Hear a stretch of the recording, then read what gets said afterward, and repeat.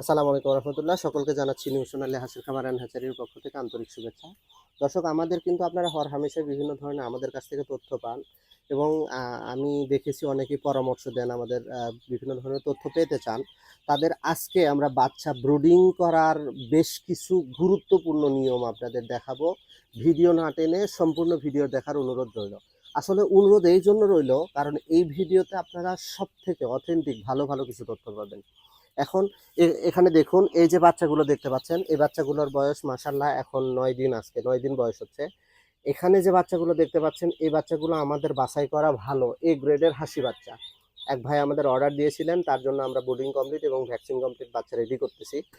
এই যে বাচ্চাগুলো আমরা তৈরি করতেছি, এই বাচ্চাগুলোর থেকে আমার কিন্তু একটা বাচ্চাও কাটেনি এখন পর্যন্ত। একটা বাচ্চা শুধু কাটছে আমাদের ব্যর্থতার জন্য।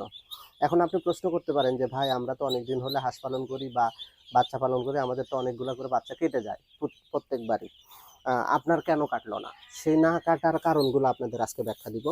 প্রথমত, বাচ্চা না কাটার প্রথম একটা কারণ হচ্ছে বাচ্চা ভালো বাচ্চা। আমি কিন্তু এখানে বাছাই করা এ গ্রেডের ভালো বাচ্চাগুলো নিয়েছি, যার ফলে আমার বাচ্চাগুলো কাটেনি। আপনারা যেখান থেকেই বাচ্চা সংগ্রহ করুন, আপনারা চেষ্টা করবেন ভালো মানের বাচ্চাটা সংগ্রহ করার।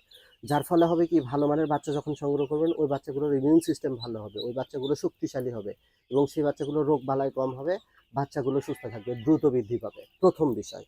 এখন দ্বিতীয় বিষয় আসি। দ্বিতীয় বিষয়টা হচ্ছে খাবার। আপনি যদি ভালো খাবার শুরুতে না দেন, তাহলে কিন্তু আপনার বাচ্চা কেটে যাবে।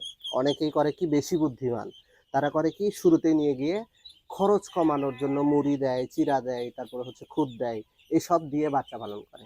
ভাই, একটা কথা মনে রাখবেন, একটা নবজাতক যখন একটা শিশু জন্মগ্রহণ করে, সেই শিশুকে শুধু কিন্তু ভাত বা জাউ, গুঁড়া এসব কিন্তু খাওয়ায় না। তাকে কি খাওয়ায়? পুষ্টি সমৃদ্ধ খাবার, প্রোটিন সমৃদ্ধ খাবার খাওয়ায়। হাঁসের বাচ্চার ক্ষেত্রে কিন্তু ব্যতিক্রম না। হাঁসের বাচ্চার ক্ষেত্রে প্রথমের দিকে আপনার প্রোটিন সমৃদ্ধ খাবারের প্রয়োজন পড়বে। আর চিরা, মুড়ি, তারপরে হচ্ছে যে এগুলোতে কিন্তু প্রোটিনের পরিমাণ খুবই কম, নগণ্য, যেটা দিয়ে কিন্তু বাচ্চার গ্রোথনেস হবে না, যার ফলে প্রথম অবস্থায় বাচ্চাগুলো কেটে যায়। সুতরাং বাচ্চা পালনের ক্ষেত্রে আপনারা চেষ্টা করবেন শুরুতেই প্রি স্টার্টার খাদ্যটা দিতে। ওটাতে 18 থেকে 20% বা অনেক সময় 22% পর্যন্ত প্রোটিন থাকে, সেটা সুবিধা দিবে। 3 নাম্বার যে গুরুত্বপূর্ণ বিষয়, সেটা হচ্ছে যে পানি। অর্থাৎ ম্যাক্সিমাম বাচ্চা কাটেই হচ্ছে যে ঠান্ডাজনিত কারণে।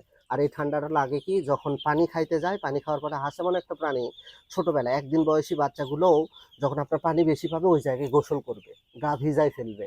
আর গা ভিজাই ফেললে ঠান্ডা লাগবে, আর যখন ঠান্ডা লাগবে তখন কিন্তু বাচ্চা নষ্ট হয়ে যাবে, বাচ্চা কেটে যাবে।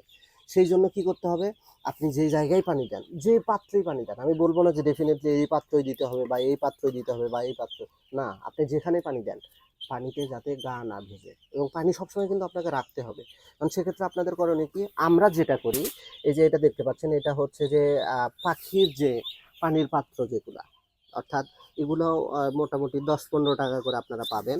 এগুলো দিয়ে শুধু এরকম সিস্টেম, এটা নেওয়ার ফলে আপনি করবেন কি, 1/2 লিটার বা 1 লিটার পানির বোতলে পানি নিলেন, পানি নিয়ে এরকম করে প্যাচ দিয়ে আপনারা এটা পানির ব্যবহার করতে পারবেন। এখানে যখন পানি খাবে, এখানে পানির পরিমাণ কম, বাচ্চা কিন্তু ঠোকর দিয়ে খাবে, বাচ্চার গা ভিজবে না।